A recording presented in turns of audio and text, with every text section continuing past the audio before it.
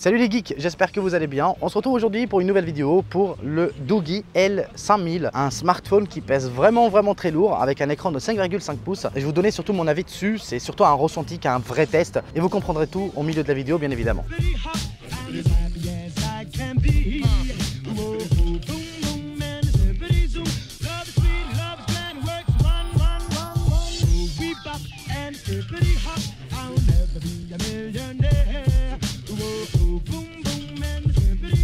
Donc là, on est sur un smartphone qui est extrêmement lourd, franchement. Si vous le mettez dans la poche, moi je suis obligé de mettre une ceinture, sinon il va faire descendre directement votre pantalon.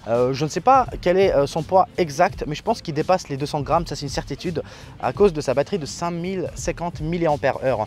On retrouve un écran de 5,5 pouces Full HD, et franchement c'est le premier grand avantage de ce smartphone, parce que l'écran est vraiment très bon. On n'a pas des couleurs qui sont vraiment pétillantes, je trouve que les couleurs sont un peu fades, mais mis à part ça, je trouve que l'écran il est franchement impressionnant, en tout cas dans cette gamme de prix de 135 €. On retrouve un processeur de chez Mediatek, le MT6750T, 4 Go de RAM et 64 Go de mémoire de stockage. Encore une fois, pour le prix, c'est franchement impressionnant. Et en plus, ce processeur, on le retrouve sur quasiment la majorité des smartphones de Doogee. Ça marche super bien. C'est vraiment un processeur d'entrée de gamme. Alors, c'est fait pour des tâches quotidiennes normales. Vous pouvez jouer à quelques jeux, même très gourmands, à l'image de Asphalt Extreme que j'ai testé en vidéo. Vous aurez quand même quelques lags.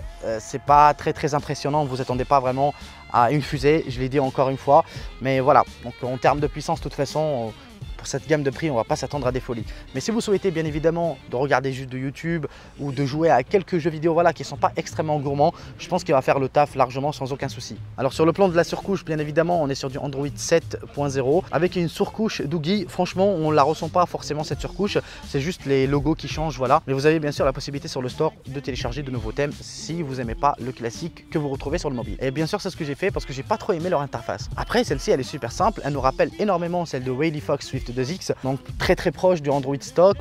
La surcouche est très légère, encore une fois, je sais que je me répète un peu, mais voilà, donc sur le plan de l'expérience, je pense que vous aurez aucun souci. Niveau autonomie, ça gère un max. On retrouve une batterie de 5050 mAh. Vous êtes obligé de recharger ce smartphone avec son chargeur qui est sur 10 watts, 2 ampères. Voilà, comme la batterie elle est immense, ils se sont dit voilà, on va booster le maximum pour charger, et c'est vrai que ça marche. La charge est assez rapide, disons que le téléphone se recharge à peu près en 2h30, 3h. C'est quand même assez cool. Pour une telle capacité, je pense que c'est déjà très bon. Et franchement, je vous cache pas, ça fait déjà quasiment 2 jours que je l'utilise sans l'avoir rechargé. Et franchement, il est impressionnant. Il tient super bien l'autonomie.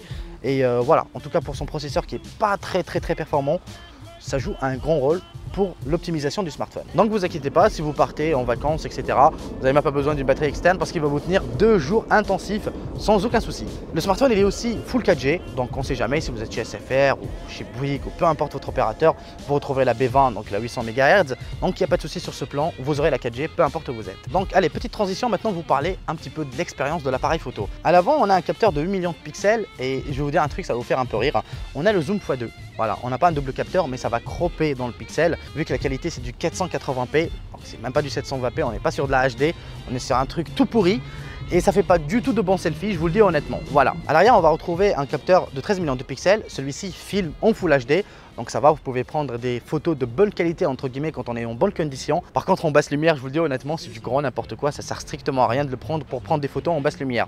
Mais en plein jour ça va, je vous ai pris quelques clichés, c'est à vous de juger, voilà, mais pour 135 €, on va pas être trop exigeant. Par contre, c'est un point faible que j'ai pas forcément aimé sur ce smartphone, c'est le haut-parleur. Il n'est pas terrible, franchement, il n'est pas très fort, il sature assez vite, on a un son qui est très plat. Voilà, donc de toute façon vous avez une prise jack 3.5, mettez des écouteurs si vous voulez vraiment profiter d'une bonne qualité sonore.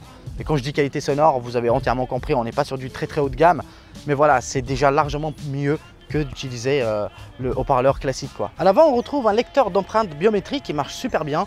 Il n'est pas super rapide, de toute façon c'est pas le plus rapide du marché, mais il est quand même très correct. Sachant que ce même bouton est tactile avec un retour haptique, vous avez aussi la possibilité de naviguer avec, donc ça veut dire en l'effleurant, vous revenez en arrière, en faisant un grand appui, vous revenez directement sur le home. Sinon vous avez toujours la possibilité de sortir les boutons virtuels en faisant un slide vers le haut, ou sinon de les enlever avec un slide vers le bas et de récupérer le maximum de l'écran. Alors grosso modo, qu'est-ce que j'ai pensé réellement de ce smartphone? Je vais être honnête et vraiment objectif.